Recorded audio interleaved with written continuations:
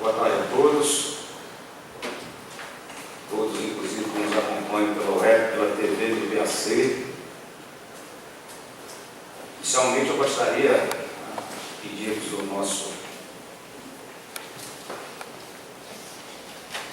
auxiliar de informática, Wanderlei, que quando um colega falar, os demais procurem ver se o microfone está ligado, senão dá uma microfonia, Inicialmente eu gostaria de submeter a análise da aprovação dos colegas a ata da terceira sessão ordinária do Colégio de Procuradores de Justiça, a sessão realizada no dia 26 de maio de 2014. A ata foi encaminhada ao e-mail de todos e gostaria de saber se alguém tem alguma oposição ou retificação a fazer da referida ata. Ata aprovada à unanimidade. Nós temos dois processos em julgamento. Eu gostaria de pedir vênia ao colegiado para inverter a ordem de análise e julgamento desse processo. O item 2 diz respeito à resolução para identificação predial dos imóveis do Ministério Público do Estado do Acre. Eu pedi que resgatasse, nós já tratamos disso no dia, justamente na terceira sessão do dia 26 de maio, quando eu falei da proposta de resolução estabelecendo os nomes dos prédios do Ministério Público nos edifícios sede de Cruzeiro do Sul e de Manso Lima. E pedi que resgatasse as duas atas anteriores que nós tratamos desse tema. No dia 22 de fevereiro de 2010, na gestão do Dr. Sânio, a primeira sessão ordinária do Colégio de Procuradores,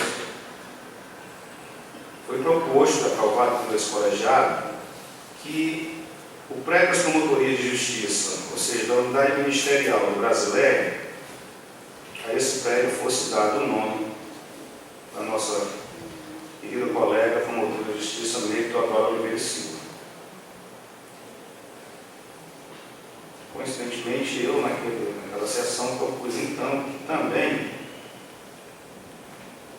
dessemos o nome promotor Mário Maia Lima, auditor da referida unidade ministerial da Brasileira, da eminente saudosa procuradora Maria de Salete da Costa Maia, para o bloco B, aqui do edifício 7. O bloco B é esse que nós estamos, por incrível que possa parecer. Doutora Cátia, até agora não consegui entender que o prédio mais antigo é o bloco B. Mas como diz o doutor Sânio, às vezes o B ou o segundo, oralmente, são os campeões, né? Então, vai ver que é isso. Do Procurador de Justiça Manuel Leite Araripe para o bloco C. Da Salete, esse aqui. Esse. O bloco C para o bloco C é o lá atrás, doutor Manuel Leite Araripe.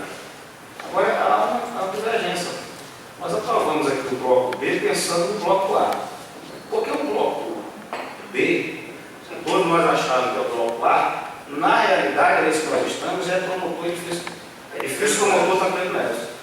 Então, na realidade, eu tenho que então pedir a retificação para que o bloco A. A própria definição de quem seja A e quem seja B. Isso.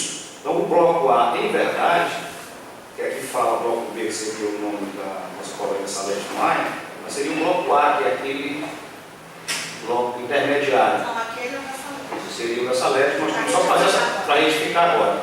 Alguém tem alguma coisa contra? Então, aprovada a devida retificação. Então, nós temos bloco B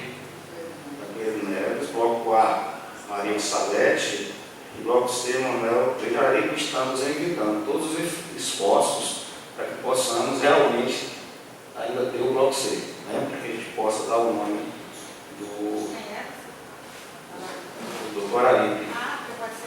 Né, mas já está quase terminado o estudo, então precisava totalmente fazer um reforço estrutural.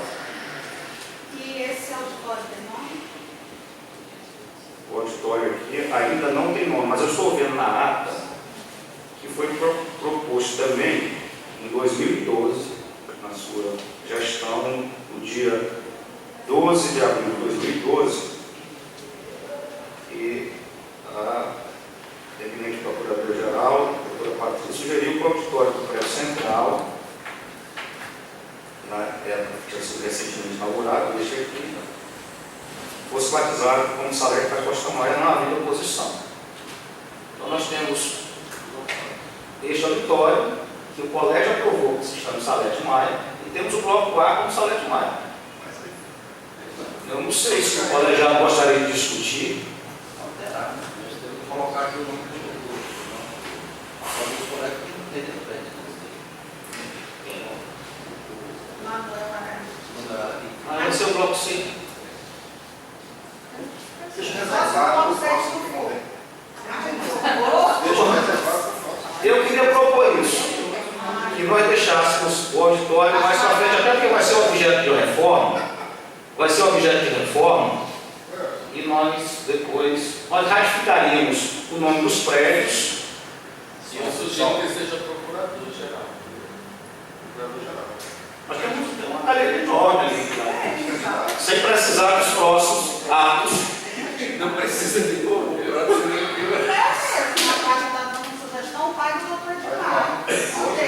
Alguém tem alguma oposição? Edmar Monteiro, Azevedo Monteiro, o pai. O filho foi também. Excelente, cara. Não havendo oposição, então, entendeu o colegiado, tendo em vista que o bloco A já é nominado, e depois nós vamos providenciar a devida paga, etc., devido à solenidade de Salete Maia, o auditório, este auditório será denominado após a reforma que será submetido, ele vai dobrar a capacidade para auditório Edmar Azevedo Monteiro, pai. Inclusive não tem mais vaga. Aqui, mas temos sala de reunião, cantina.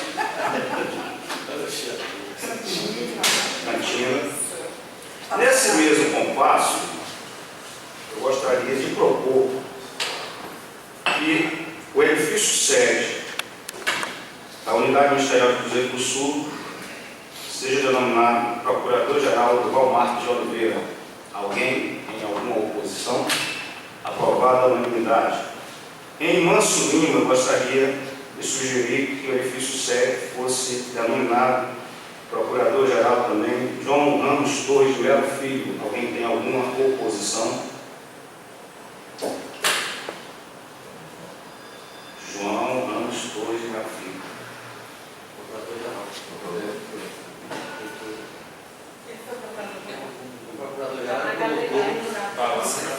Acho que aquele negócio ali está A parte da vida toda.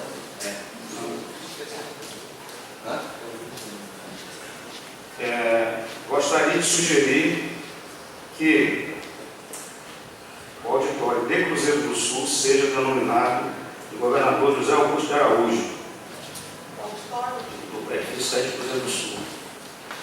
Alguém tem alguma oposição? Na verdade, eu nem gostaria de manifestar com relação a isso. Mas eu queria fazer uma reflexão acerca disso. Tenho observado que todos os prédios, nossos espaços do Ministério Público, têm sido nominados por integrantes do Ministério Público. Né? E aí, Zé Augusto, ele teve uma história, lógico, ele criou o Ministério Público, sabe lá, até justifica-se até historicamente por isso. Mas gostaria de indagar os colegas se abriria essa exceção para alguém que não foi integrante do Ministério Público, para compor, para ser denominado, né?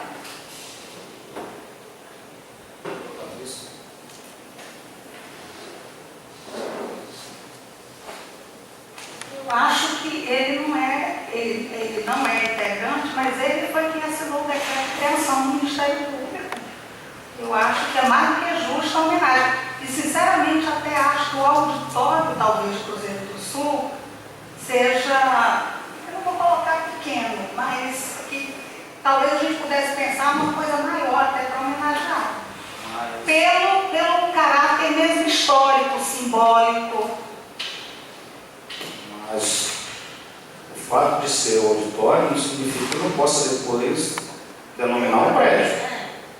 Nós estaríamos com esse auditório resgatando já. E ele é cruzeirense. Ele é cruzeirense, por isso que eu acho que alguma coisa na Cruzeiro do Sul.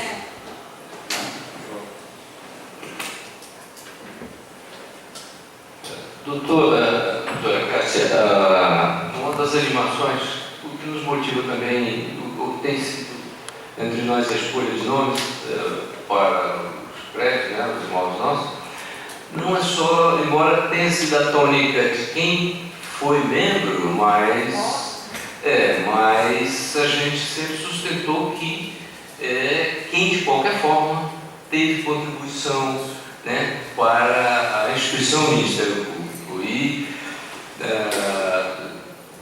nós tivemos o início, né, foi o primeiro governador do Acre, né, já no processo de escolha de governo e tal, e que o Ministério Público já veio nascendo ali e com boa vontade, né, já, então se justifica, penso eu, se justifica bem isso aí. Quem mais gostaria de se manifestar? Aprovado a unanimidade. E gostaria de sugerir para o auditório da promotoria de Manso Lima o nome do senhor Euclides Generoso de Oliveira, que foi uma sugestão do nosso colega Flávio, uma pessoa tradicional do município de Manso Lima, e eu submeto ao colegiado, se alguém tem alguma oposição. Quem não foi homenageado? Senhor presidente, eu posso estar fazendo um pequeno esclarecimento. Quando da preocupação da identificação dos prédios do Ministério Público, o doutor Oswaldo pediu sugestão da nossa parte. Né? Nós sugerimos dois nomes. Um, do João Lopes Torres, que foi já a gente simplifica que era mais João Ramos Lopes Torres, filho, e o outro foi o Euclides Generoso de Oliveira. Eu vou me abster de votar porque se trata de um tio meu, certo? Agora eu vou justificar porque eu fiz por escrito, fazendo uma biografia da pessoa dele e apresentei e também para o secretário. Ela será abrida por ocasião da inauguração. Pois é, eu fiz uma pequena biografia da história dele. É fundador do município, foi seringueiro, colono, produtor rural, teve na sua vida, em vida, 2 casamentos. A primeira mulher faleceu, deixou 14 filhos, casou novamente e com a segunda mulher teve mais 14 filhos. Entendeu? Então hoje em Manso Lima, acho que a maior família que reside em Manso Lima é a dele. Povoou Manso Lima. Povoou Manso Lima, era um colonizador. Tanto é que ele nasceu em 1904, entendeu? E lutou pela emancipação política e administrativa do município, razão porque eu apresentei esse nome, justamente não existia um outro, e para prestigiar um cidadão do município, fundador do município, que lutou pela sua emancipação e que teve como um dos primeiros prefeitos do município o seu irmão, Hermínio Generoso de Oliveira. Eu encampo, né, a sugestão do Dr. Flávio, e eu só não sabia do povoamento, né? Eu sabia da emancipação, da criação, né? O povoamento também, isso é histórico, inclusive.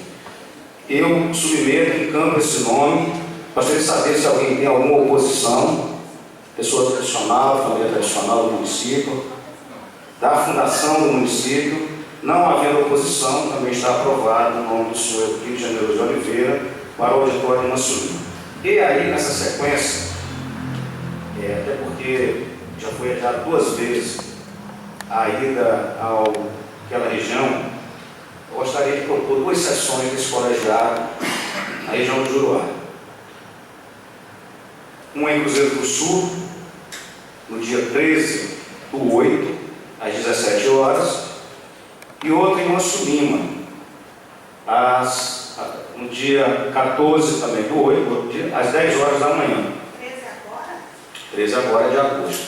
Eu estou submetendo ao colegiado para a discussão, justifico a data por conta do calendário da Procuradoria-Geral, que nós até já vimos por 2 vezes a ida lá ao município. 13 é quarta-feira. Segunda-feira é dia 11, que é o dia, salvo engano, dia do advogado, né, que é feriado, dia 11. Dia 13 é uma quarta-feira. Só verificou que tem feriado aí em Mansulino, quando é que vai ser? É isso, Cruzeiro do Sul dia 15. Inclusive. Cruzeiro do Sul dia 15, por isso seria 13 e 14. Tá. Né? Eu gostaria de verificar o colegiado com a possibilidade, porque aí a Procuradoria-Geral estará evidentemente disponibilizando tanto o transporte aéreo, como quem quiser o transporte terrestre também. Nós teríamos que, o gabinete da PGJ iria contactar os senhores para acertar o dia da ida, etc. Mas estou aqui aberto a sugestões, né? Eu vou votar contra, porque eu quero ir dia 13. Na realidade, aqui do dia 11 a 13 vai ter um evento internacional bem grande, que é daquela força-tarefa de Aqui? governadores, aqui em Rio Branco. E o ministro Herman Benjamin vem. E vem a convite, eu fui intermediária, na realidade representa o MP também. Representa o MP também. Então, e nesse momento em que estou pedindo para cá. Então eu posso estudar uma nova data, talvez para setembro, então poderíamos até tentar adequar com a ida. Final de agosto. Final de agosto, na outra semana?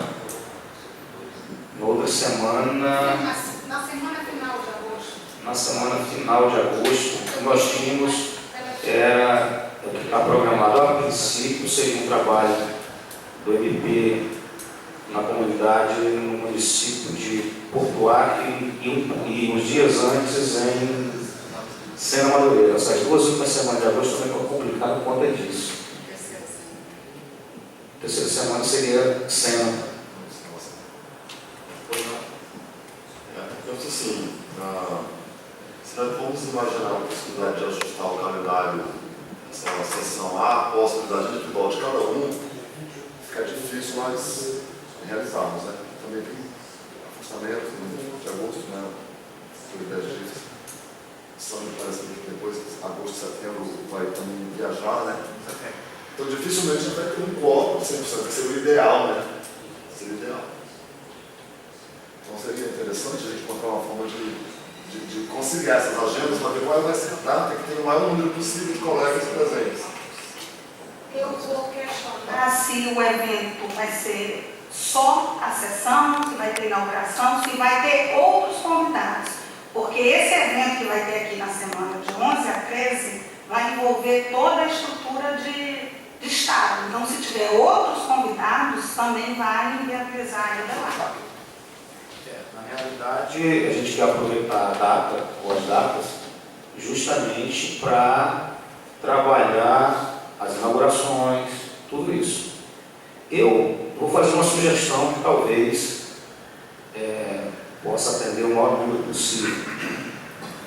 Seria na semana do dia 28 de setembro, não sei bem, deve ser a última semana de setembro, dia 28. 28 é domingo. 28 é um domingo. É aniversário de Cruzeiro. Que é o aniversário de Cruzeiro, dia 28. Não tem problema sensação segundo. Não, vai na sexta, que é até Dia 26. Ou na segunda. Podemos trabalhar então Essa é a data. essas duas semanas, a anterior e a posterior ao dia 28 de setembro? Vossa Excelência tem já a data, né? As aulas na universidade, calendário da Universidade de Lisboa, e eu aproveito que seja comunicar esse colegiado que aceito, foi aprovado no programa de doutoramento de Direito Constitucional na Universidade de Lisboa.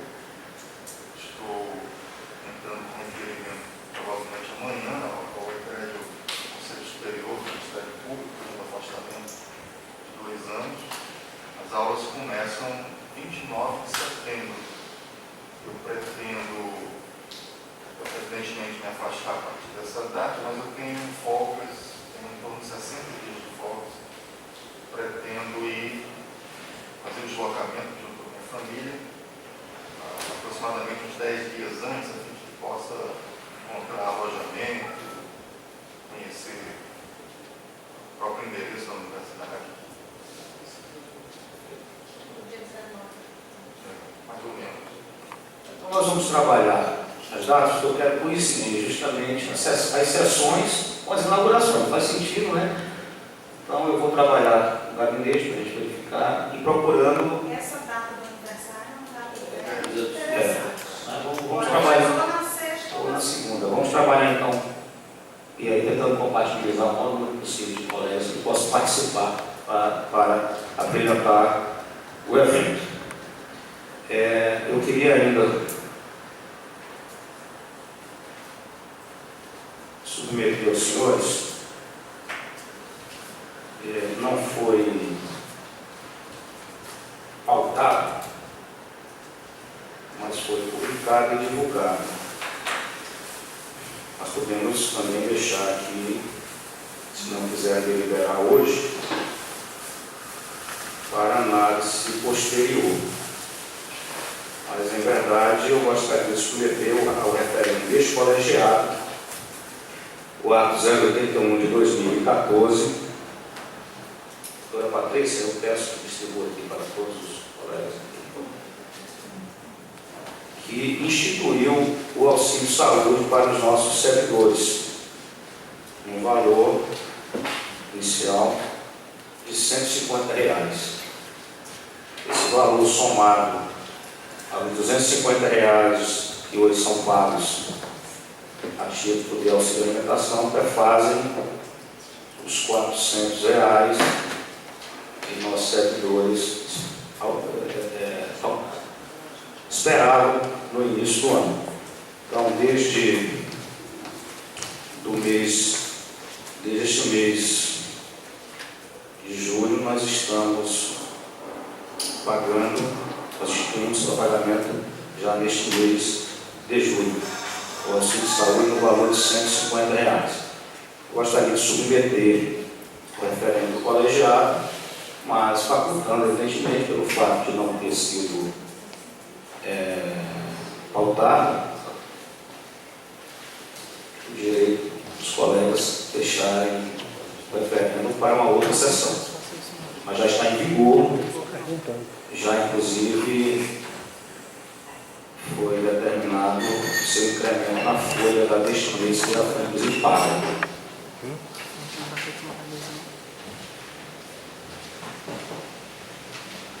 Alguém quer se manifestar ou posso considerar então referendado? Evidentemente que no futuro, havendo questão, dependendo da questão orçamentária e financeira, a intenção é melhorar esses valores, tanto o auxílio alimentação quanto o auxílio saúde. Todo mundo, todos os servidores.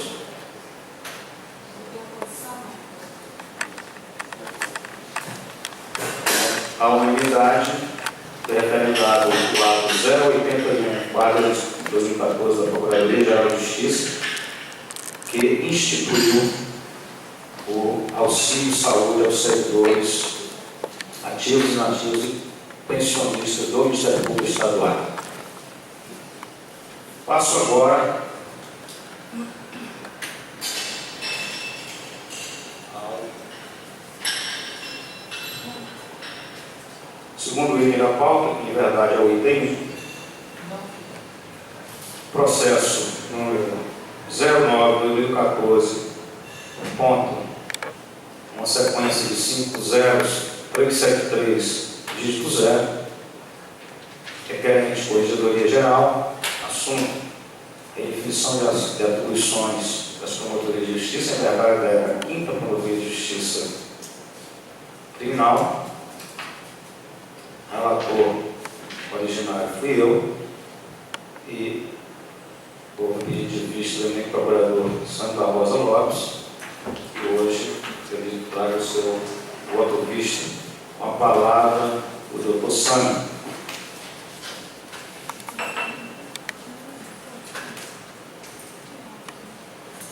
Senhor presidente, minha eminente corregedora, senhores procuradores, senhoras procuradoras, cumprimento a todos, cumprimento também, vejo daqui o senhor, excelência, o senhor secretário-geral do Ministério Público, como o Celso Jerônimo, vejo também, excelência, o senhor assessor especial da Procuradoria-Geral, promotor Vinícius Menando. Cumprimento também os senhores servidores que trabalham na estação. Presidente, como apregoado, está comigo o procedimento 09/2014, 373, dígito 0, da relatoria de Vossa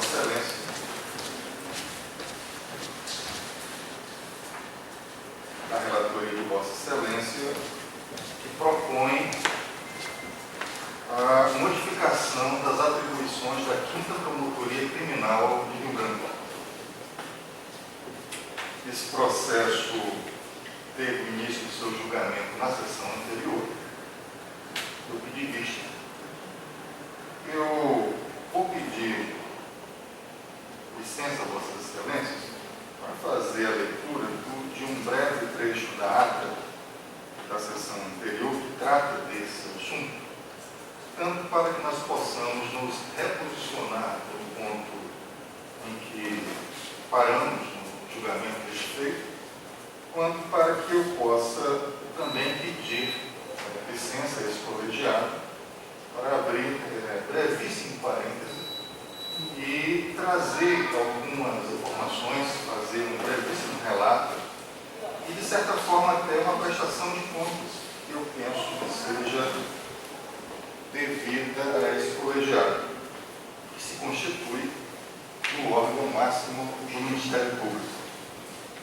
A ata que consta do processo que nos foi distribuído e hoje aprovado consta o seguinte: processo 09/2014, 303, dígito 0, o relator e presidente do Colégio de Procuradores, Dr. Oswaldo Albuquerque Lima Neto, expôs sobre a existência de um mandado de segurança impetrado pelo Dr.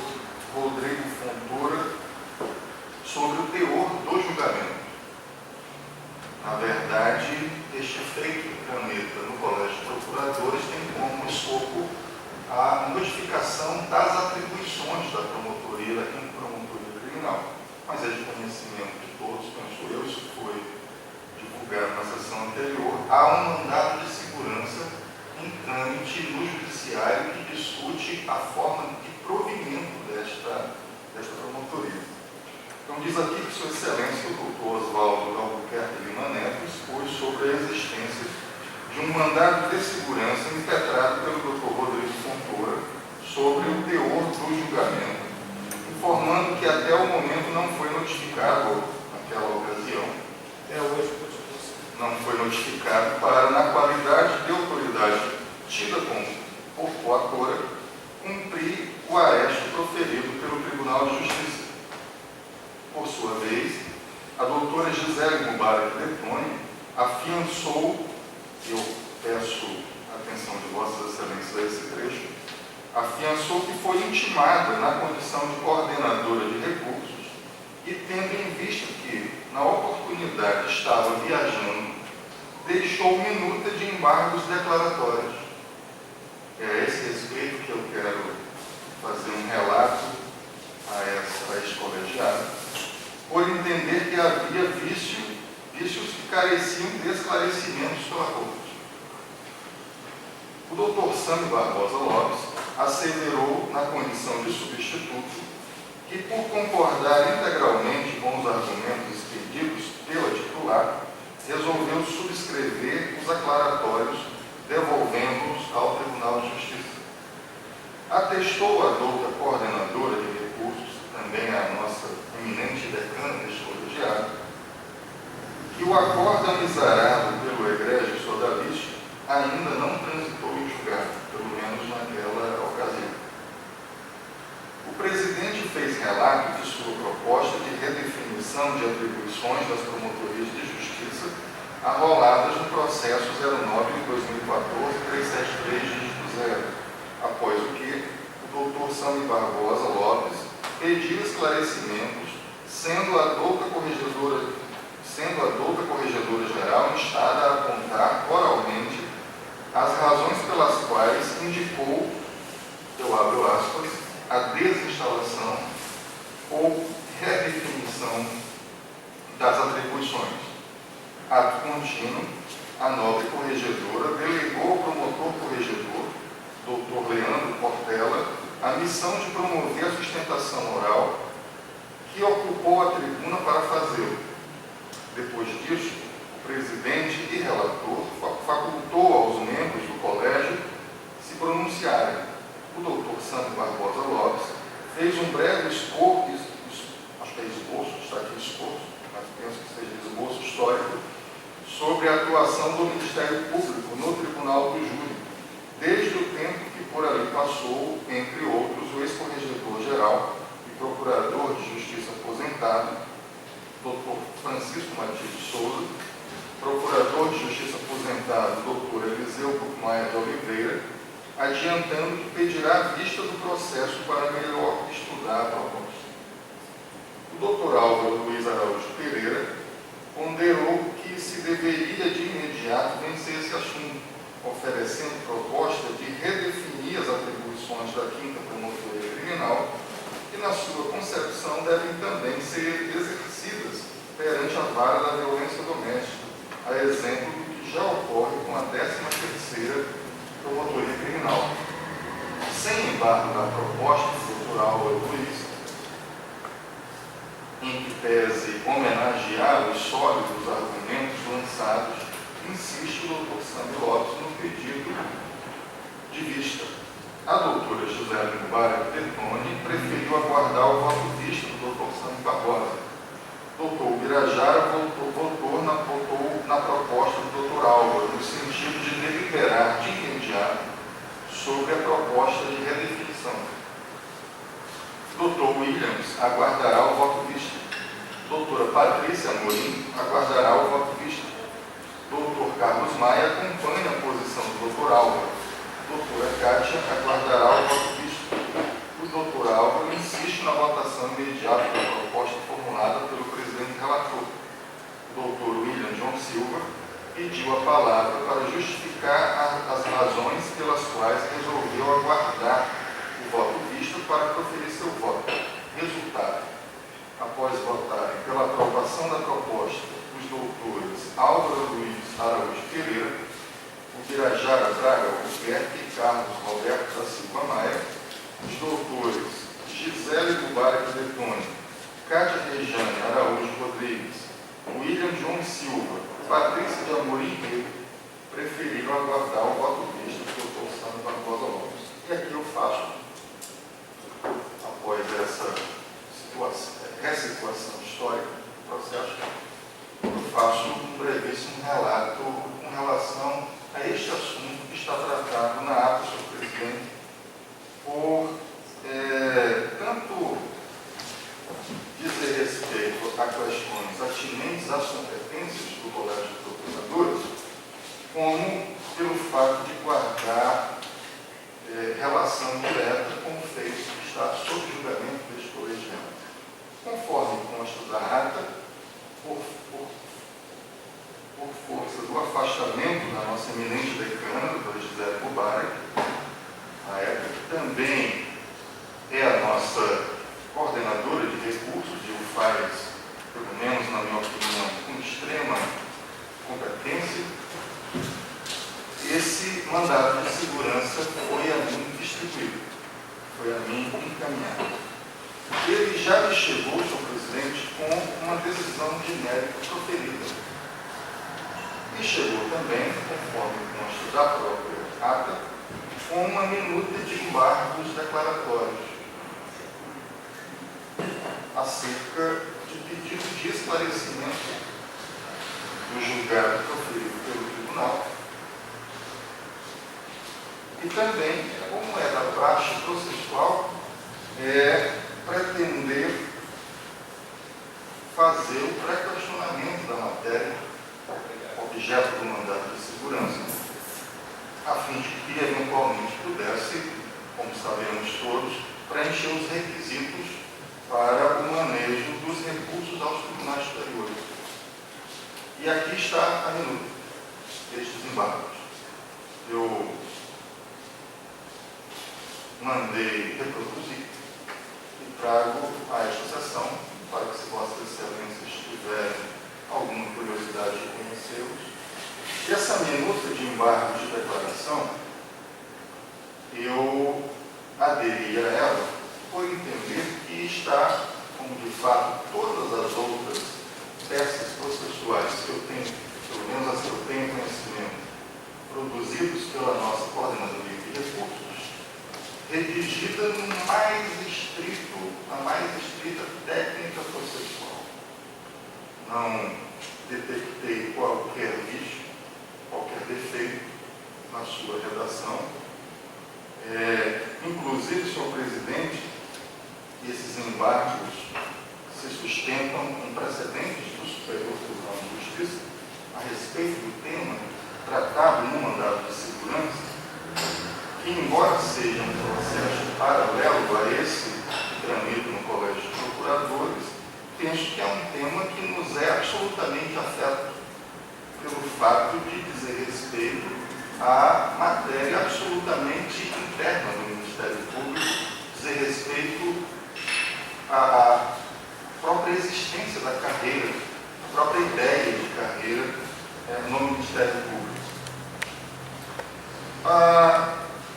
O precedente do Superior Tribunal de Justiça, que sustenta os embargos declaratórios, é breve e eu vou me permitir, até para que haja um total clareamento dos fatos a esse colegiado.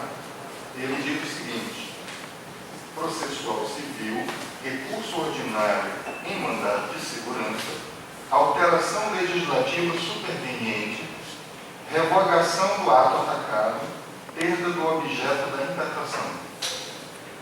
Isso é um excerto jurisprudencial do Superior Tribunal de Justiça. Embargos de declaração recebidos como se agravo regimental fossem.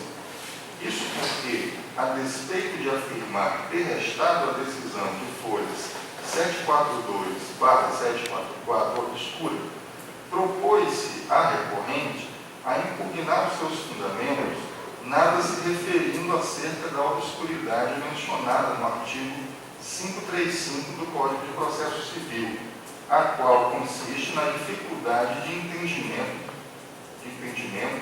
do que decidido, não sendo este o caso.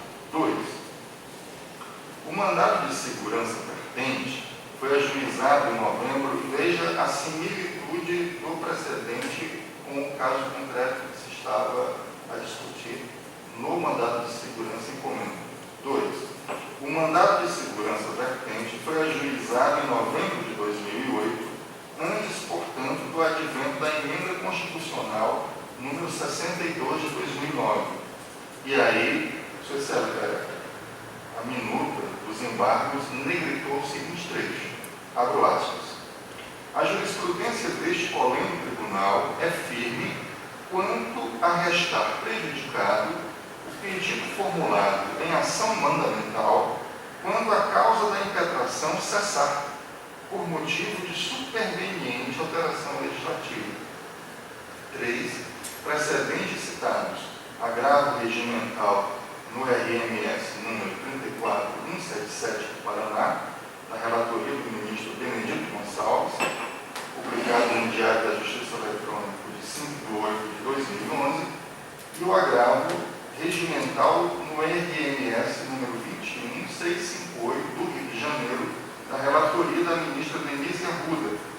publicado no Diário da Justiça Eletrônica de 30 de abril de 2008. 4. Tendo em vista que o pedido mandamental se baseia no parágrafo 2º do artigo 78 da ABCP, dispositivo este que foi revogado pela Emenda Constitucional 62 de 2009, a qual não sustenta o reconhecimento do direito pleiteado, não há que se reformar a decisão agravada que julgou prejudicar o recurso ordinário. E 5. Agravo regimental que se nega provimento.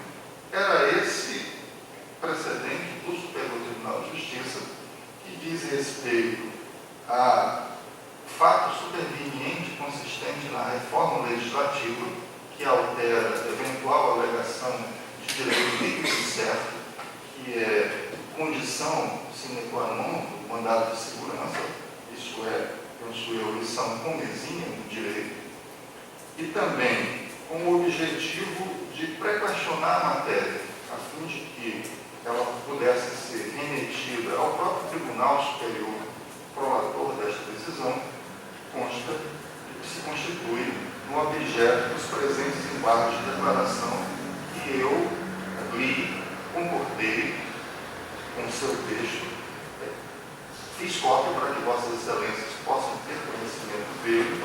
Não há nesse texto nenhuma agressão, nenhuma ofensa, nenhuma violação às regras de boa convivência, de educação, de respeito para com o judiciário, qualquer um de seus membros, de forma, senhor presidente, que eu, mesmo assim, mesmo tendo a nossa eminente decana no mais elevado grau de respeitabilidade e de confiabilidade, mesmo assim, antes de assinar esses declaratórios, eu tomei a cautela de conversar com colegas que tinham maiores informações a respeito deste mandado de segurança, colegas que já vinham acompanhando esse feito há mais tempo. E assim o fiz, me lembro, o doutor Celso Jerônimo, nosso eminente secretário-geral, e vim acompanhando esse mandado de segurança desde o seu início, e também fiz com Sua Excelência o doutor Vinícius Menandro, colega que eu tenho profundo respeito, admiração, um dos mais brilhantes, assim como o doutor Celso, membros dessa instituição, professor universitário da nossa Universidade Federal, e da conversa que tive com Suas Excelências, saí ainda mais convencido da pertinência da interpretação desses declaratórios. E assim fiz, assinaria hoje, se fosse necessário, e assinarei 10.000 outros declaratórios iguais a esse, se for preciso. Eu assinei, decreto, com essa finalidade de estar consignado, e há algum tempo não acompanhei o julgamento desses declaratórios, porque a doutora Gisele retornou às suas funções, eu me mantive entretido com os dois processos, estão distribuídos ao meu gabinete, eu me mantive afeto às atividades da Ouvidoria Geral, que estou a dirigir, de forma que não acompanhei, confesso, o julgamento desses declaratórios. Mas, já de alguns dias, alguns colegas me indagavam se eu tinha conhecimento da decisão que havia sido proferida nesses declaratórios. E, semana passada, a própria doutora Gisele me encaminhou cópia do acórdão 7.377 do Tribunal Pleno Jurisdicional, que foi julgado em 2 de julho de 2014. E eu pediria licença, eu sei que já estou me estendendo um pouco demais, mas eu reputo de extrema gravidade o que está assentado. O tempo é todo seu. Reputo, senhor presidente, de extrema gravidade o que está assentado neste julgado. Confesso a Vossa Excelência que em quase 2 décadas de de carreira, eu ainda não havia me deparado com situação igual. Eu já me deparei com várias situações complexas ao longo desses quase 18 anos, mas confesso a Vossa Excelência e aos meus eminentes pares que, semelhante a essa, eu ainda não havia me deparado. Confesso que, da leitura desta decisão, fiquei perplexo. Esse seria o termo. Fiquei, de certa forma, até impressionado. E olhe que, nesse momento da minha vida, em que os cabelos brancos já começam a se tornar a maioria, pouca coisa na vida ainda tem a capacidade de me impressionar. Mas vou ler o teor para que Vossas Excelências possam saber exatamente do que estou a me referir. A ementa desse julgado, dos embargos de declaração 450-85/2013, que resultou no acórdão 7377, está dividido em duas partes, num voto vencido e num voto vencedor, mas ambos propostos pelo mesmo relator, Sua Excelência, o senhor desembargador Adair Longini. O voto vencido diz o seguinte, eu abro aspas, processual civil, embargos declaratórios, oposição pelo Ministério Público na qualidade de custos legis, interesse recursal, ausência, não conhecimento. Esse é o voto vencido. 1. O órgão do Ministério Público opinou pela concessão da ordem de segurança, segundo parecer apresentado na sessão de julgamento. 2. A decisão proferida na ação mandamental convergiu para a solução da causa exposta no parecer ministerial. Quero que Vossas Excelências registrem isso. Vou repetir. 2. A decisão proferida na ação mandamental convergiu para a solução da causa exposta no parecer ministerial. Logo, veja uma conclusão, Sua Excelência, o Ministério Público carece de interesse recursal, pois a pretensão de integração/modificação da decisão embargada, deduzida por meio dos aclaratórios, carece de qualquer utilidade. Embargos de declaração não conhecidos. Essa proposta foi vencida a quase exclusividade. Diz aqui a decisão, conforme consta da certidão de julgamento, a decisão foi a seguinte, aspas, preliminarmente decide o tribunal, por maioria, conhecer dos embargos de declaração, nos termos do voto da desembargadora Eva Evangelista, no que foi acompanhada pelos desembargadores Samuel Evangelista, Pedro Ranzi, Cesarinete Angelino, Denise Bonfim, Valdirene Cordeiro, Laudivon Nogueira e Júnior Alberto, vencido o desembargador Adair Longini. Sua Excelência, por óbvio, pela própria fragilidade desse argumento, dessa tese, e eu, todo respeito às crianças, quais eu tenho profundo respeito e admiração, é uma tese que visivelmente tenta solapar, subtrair indevidamente atribuições recursais do Ministério Público previstas em lei, prerrogativas institucionais. Daí porque a necessidade de trazer esse colegiado. E com um argumento tão pueril, tão infantil, tão esquálido, na própria acepção do termo, que fez com que Sua Excelência se quedasse sozinho, desacompanhado de todos os demais desembargadores. O que Sua Excelência tenta convencer, é que só teria capacidade recursal aquele membro do Ministério Público que eventualmente concorda com Sua Excelência com as teses, mesmo que tão frágeis como essa trazida pelo eminente relator. Mas como eu estou ficando velho, Sr. Presidente, mais ainda com uma certa dose de curiosidade, eu tive a curiosidade de ir ver qual é o parecer dos autos, o parecer escrito dos autos proferidos pelo promotor natural, aquele a quem o processo foi regularmente distribuído, que se debruçou sobre ele e que emitiu um parecer escrito no auto.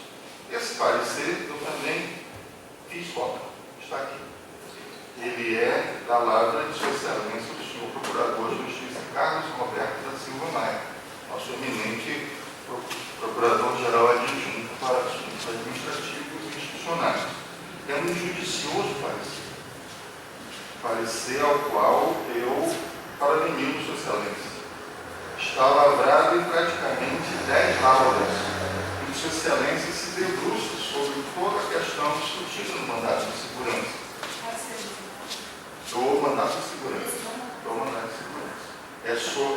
Sua Excelência, o senhor relator, tenta subtrair a capacidade recursal do Ministério Público nos embargos sob o argumento de que, por ter o Ministério Público concordado com o mérito do mandato de segurança, nós não teríamos mais capacidade recursal.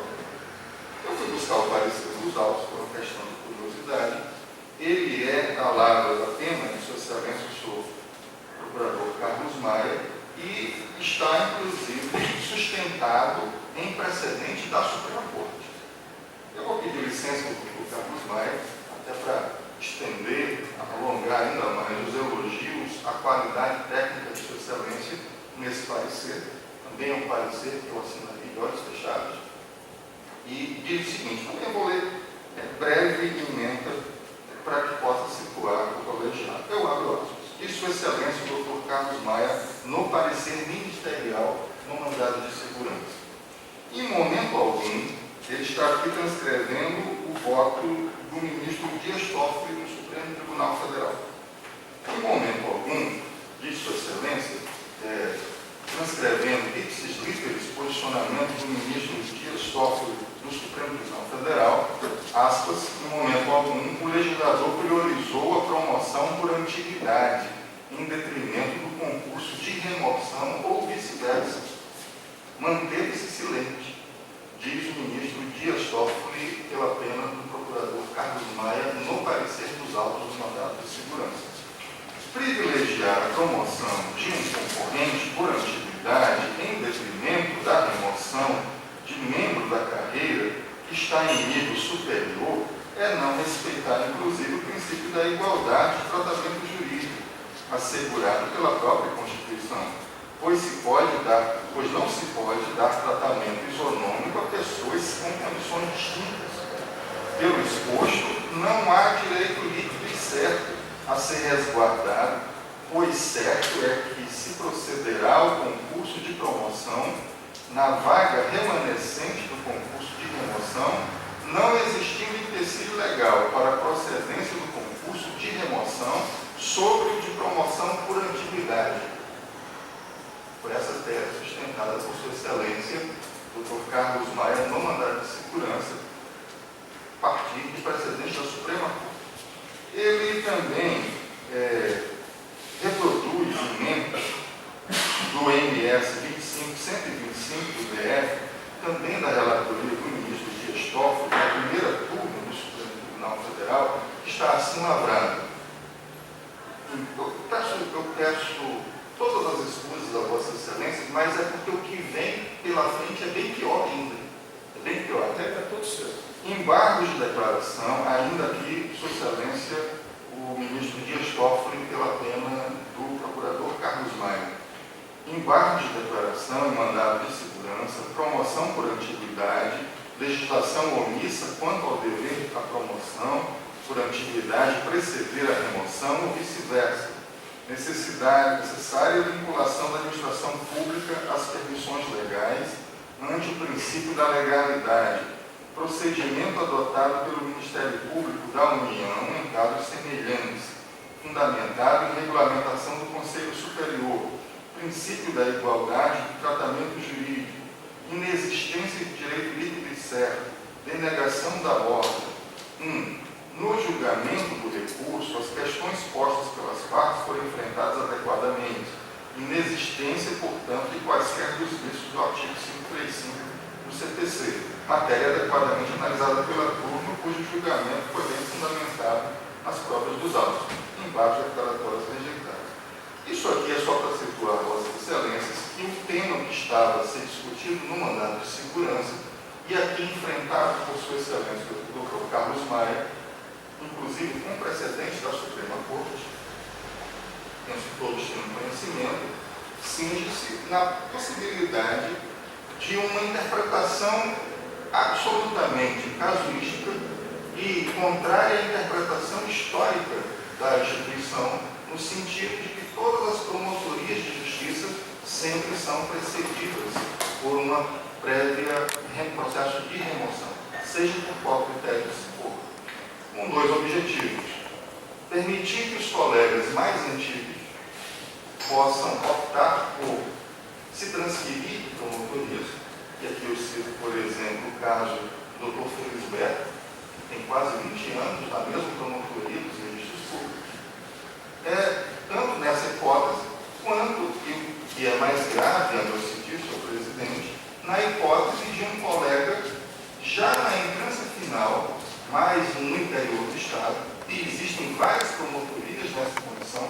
Eu citaria aqui as promotorias de Cruzeiro do Sul, de Brasileia, de Estaciolândia, de Sena Madureira, de Senador Guiomar, outras mais que não me vêm à memória, em que só há uma forma desses colegas que já estão na entrância final, mais no interior, chegarem à capital, que é o objetivo último da carreira, que é o processo de remoção. Uma vez por já estarem na entrância final, esses promotores, embora ainda estejam no interior, só podem concorrer a um último processo de promoção, que é o cargo de procurador de justiça. O que se está discutindo nesse mandado de segurança, que foi muito bem discutido pelo judicioso parecer de Sua Excelência o Dr. Carlos Maia, é no sentido de se impedir que um colega, seja ele qual for, e não vai nenhuma censura ao colega autor do mandado de segurança, que é um excelente promotor de justiça, muito atuante, encarna, de fato, o próprio espírito do Ministério Público, mas a possibilidade de um promotor que esteja na entrância inicial se catapultar por sobre toda a sua turma, sobre todos aqueles que estejam mais bem posicionados do que ele, inclusive em entrância superior, para já cair numa promotoria de entrância final na capital, em prejuízo de todos aqueles colegas que já são da entrância final, mas que ainda estão no interior e que só poderiam chegar à promotoria de entrância final na capital pela remoção. Né? É isso que estava se discutindo acho que deu um problema no mandado de segurança. De forma que, a despeito de qualquer tese que se filie, e aqui eu não estou a discutir o mérito do mandado de segurança, isso nem me caberia, mas qualquer que seja a tese a se discutir, vejam o que está assentado neste voto vencido. Houve a mudança desse parecer escrito na sessão e Sua Excelência, o senhor relator, entende que só teria capacidade recursal aquele que concorda com a sua tese. Porque pode o procurador que está na sessão modificar o parecer? Pode, sim, eu mesmo faço isso constantemente. Por que fazemos isso, presidente? Porque todos nós somos detentores de independência funcional. Sua Excelência, o Dr. Carlos Maia, que foi promotor do procurador natural, a quem foi distribuído o mandado de segurança. Sua Excelência, o senhor procurador, que foi à sessão, mudou esse posicionamento. E também, por óbvio, o procurador da Coordenadoria de Execução, a exercer o seu juízo, entendeu que era cabível os declaratórios e assim fez. E aqui eu repito, eu assinaria hoje e assinarei outros 10.000 iguais a esse, se forem necessários. Mas vejam qual foi o voto, o teor do voto vencedor desses declaratórios. Muito pior ainda, processo civil, embargo de declaração, alteração legislativa, acórdão embargado, omissão, inocorrência, embargos rejeitados. Tudo bem, é uma faculdade da Corte, acolheu ou não a tese, mesmo que, no caso dos declaratórios, ele tenha a função de pré-questionamento para levar a matéria aos tribunais superiores. O embargante, aqui voto vencedor, foi aprovado pelo Tribunal no Acórdão 7377. O embargante argumenta que o acórdão embargado merece ser integrado para fins de trazer à baila a modificação normativa do artigo 121 da Lei Complementar Estadual número 8, levado a efeito pela Lei Complementar Estadual 284, de 3 de abril de 2014. Todos os senhores sabem que essa lei de abril de 2014 veio não a modificar, mas a complementar o artigo 121 da nossa lei orgânica, que está visivelmente truncado. Não diz coisa com coisa. Há um vício de redação muito perceptível, uma mutilação desse dispositivo muito perceptível. A lei complementar estadual 284, ao meu sentir, vem no sentido não de modificar a regra de provimento, mas para impedir justamente qualquer outra interpretação casuística que venha no sentido de negar provimento à interpretação histórica da instituição, de oportunizar a todos, indistintamente, a possibilidade de modificar esse transcrito do motorista. 2. O acórdão embargado resultou de julgamento ocorrido na sessão plenária de 26 de fevereiro de 2014 e veio a ser publicado no Diário da Justiça Eletrônica, de 11 de março do corrente ano. Por óbvio, então, a demanda jamais poderia ser decidida à luz da alteração da Lei Complementar 284, 2014, introduziu no artigo 121 da Lei Complementar 08, que somente veio a suceder, como já destacado, em 3 de abril de 2014. Óbvio, a lei era posterior, como é que o acórdão poderia se referir a uma lei que foi editada. Aliás, a finalidade dos aclaratórios era levar justamente ao conhecimento da própria tribunal, da própria autoridade prolatora da decisão, o conhecimento do fato superveniente consistente em lei nova, justamente objeto do precedente do STJ. Mas vejam o que diz o item 3. A pérola está esculpida no item 3 dessa decisão. Presto muita atenção a vossas excelências. O embargante, no caso eu, tenta impingir que uma determinada lei, promulgada posteriormente, constitui razão bastante para modificar a decisão meritória já proferida. Se não o direito adquirido, o pleito do recorrente fere o princípio da estabilidade das relações jurídicas, de que é corolário o princípio da irretroatividade das leis, e se mostra frontalmente colidente, vejam os senhores, também, abro aspas, com o próprio princípio republicano. Esses meros embargos declaratórios que pré-questionou a matéria, leva ao conhecimento do judiciário fato superveniente de lei nova, segundo o entendimento de sua excelência, após tentar infrutíferamente solapar a capacidade recursal do Ministério Público, diz que esses nossos embargos declaratórios, eles são frontalmente colidentes com o próprio princípio republicano em torno do qual fez surgir o Ministério Público. Vejam, senhores. Em suma, a oposição dos presentes embargos de Sua Excelência contradiz a origem e a própria história institucional do Ministério Público. No texto do voto, diz mais, Sua Excelência, não está lá em mim. No texto do voto eu grifei o seguinte trecho. A rigor, de Sua Excelência também, devo dizer que os presentes aclaratórios dos senhores e os moldes em que foram opostos despertaram a minha atenção e também a minha repulsa em doses absolutamente iguais. Com o devido respeito, o Judiciário não pode esperar que um órgão que atua como fiscal da lei conduta tão temerária. Esses aclaratórios pré-questionam a matéria a fim de levá-la aos tribunais superiores, que levam ao conhecimento do Judiciário fato superveniente consistente em advento de lei nova, constituiria a mim, minha douta corregedora, fato de conduta temerária, ação temerária, quanto a adotada com a oposição dos embargos ora em análise. É isso que eu queria fazer o registro. Senhor presidente, em quase 2 décadas de carreira, jamais eu me deparei com uma situação como essa. Mesmo nos momentos mais difíceis, mesmo nos momentos de maior embate, eu me lembro aqui, por exemplo, quando em Cruzeiro do Sul, eu e o doutor Álvaro enfrentamos políticos influentes lá, envolvidos com narcotráfico, sofremos grande pressão naquela época.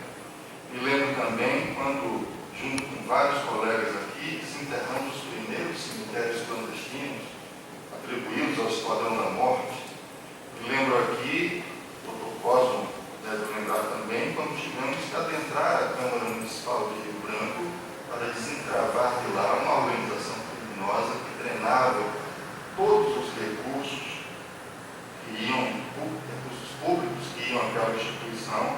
Houve duros enfrentamentos, mas em nenhum momento, até então, eu tinha sido acusado tanto de ação temerária, presidente, quanto de violar mesmo os princípios republicanos que violam e que norteiam não só o Ministério Público, mas penso eu todas as instituições públicas desse país, que devem mostrar. De forma, senhor presidente, que eu repilo de plano esses ataques gratuitos, grosseiros. Eu repudio com veemência que está escrito nesta decisão, ou pelo menos nisso que se propõe a ser uma decisão judicial.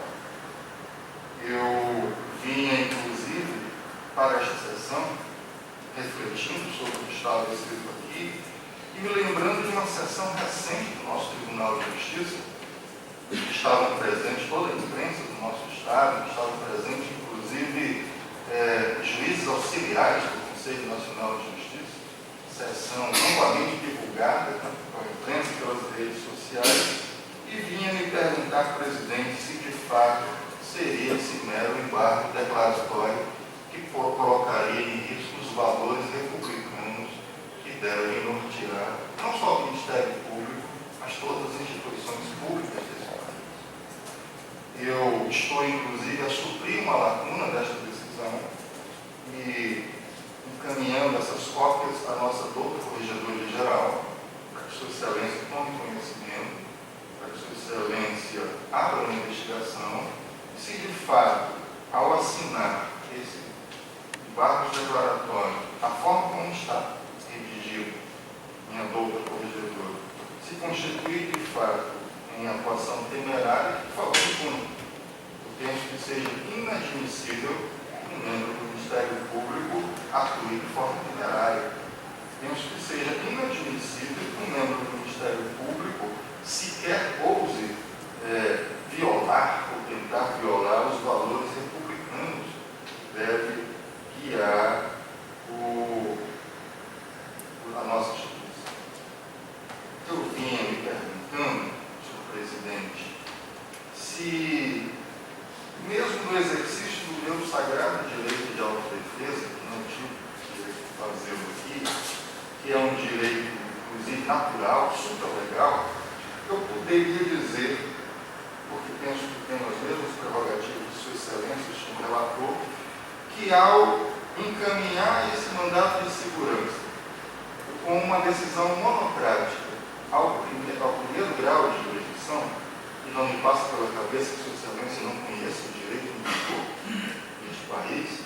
Acho que o estudante de direito menos estudioso da faculdade de direito menos criteriosa desse país sabe onde é o foro competente para o julgamento dos mandados de segurança contra atos do Procurador-Geral, ainda mais no exercício da presidência do Conselho Superior, e Sua Excelência estaria agindo de forma temerária.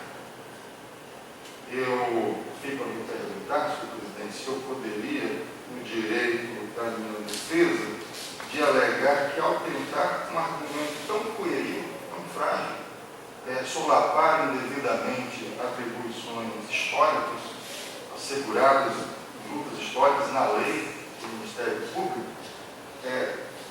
a ponto de se deixar ficar sozinho pelo tribunal, Sua Excelência estaria a agir de forma temerária. Eu não faço isso, presidente, não fiz e não farei, não que me falte coragem de fazer, não que me falte destemor para fazer. Eu não farei porque ainda sou um romântico. E confesso, um romântico daqueles que ainda acreditam na seriedade da justiça, que acreditam que as funções que nós exercemos são tão nobres, são tão importantes, que não cabe esse tipo de conduta dessa estatura. Não cabe esse tipo de coisa. Por isso que não farei. Mas poderia fazer, não com ilações genéricas, como chama, mas com fatos concretos, que eu acabei de citar. De forma que eu repito de plano, está aqui dito, repudio com veemência total, está aqui dito, e espero que Sua Excelência, a senhora corregedora, possa analisar o que está aqui escrito. E o faço, minha corregedora, primeiro, para suprir uma lacuna da decisão, que após fazer tamanhos assaques, não encaminha para os órgãos profissionais do Ministério. Mas faço também, presidente, por uma questão de coerência, que foi assim que eu me portei quando recentemente eu apontei, não com esse tipo de postura adotada por Sua Excelência, mas com provas e com representações, eu apontei recentemente a manipulação e a avocação indevida de processos, pelo menos numa ocasião, no Tribunal de Justiça. Um mandado de uma ordem de habeas corpus, processo de habeas corpus, que foi impetrado no último feriado de finados, distribuído à desembargadora plantonista, que o conheceu e apreciou a sua liminar, pedido liminar e rejeitou, e que no primeiro dia útil subsequente, conforme determinam as resoluções do próprio Conselho Nacional de Justiça, deveriam ter sido regularmente distribuídos. E, ao contrário disso, foram avocados devidamente por um dos desembargadores, que represtigou a análise da liminar do habeas corpus, concedeu a liminar e colocou em liberdade pessoas muito bem aquinhoadas da nossa cidade, de alto status social e econômico, que estavam presas, se encontravam presas por ordem judicial numa grande operação policial em conjunto com o Ministério Público, que desarticulou uma grande rede de exploração sexual de adolescentes, inclusive algumas delas retiradas doentes de sala de aula para ir fazer programas sexuais mediante pagamento em motéis dessa cidade. Hoje o CB atuou muito firmemente no que se convencionou chamar de Operação Delivery. Foi assim que eu atuei naquela ocasião. Não me permiti esse tipo de postura. Eu coloquei no papel e provoquei as autoridades competentes pedindo providências que até hoje eu ainda as desconheço. De forma que, só para encerrar, eu já me estendi por demais, eu digo aos senhores que eu lamento profundamente não ter tido a oportunidade de estar nessa sessão. Primeiro, para que eu pudesse dizer lá no tribunal o que estou dizendo aqui. Primeiro, para isso. Mas segundo, para que eu pudesse, sem qualquer censura ou observação, a quem quer que seja, mas jamais uma decisão seria lavrada desses termos sem meus protestos, sem a minha insurreição, sem a minha luta no tribunal. De forma que eu lamento profundamente não ter tido a honra, o privilégio, a oportunidade de ter estado nesta sessão para, pelo menos, penso que isso seja até uma questão de lealdade institucional, ter insurgido contra tamanhos leviandades.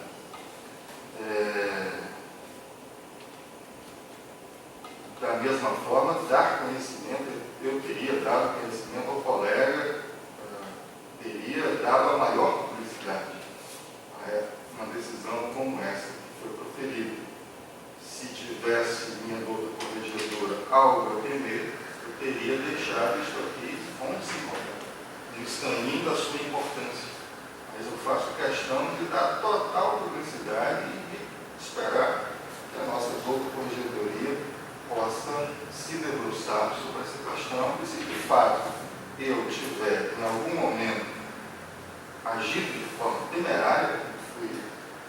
tão atacado aqui por Sua Excelência, que eu sei que estão comigo. Bem, feito esses registros, eu passaria o meu voto por visto que é previsto.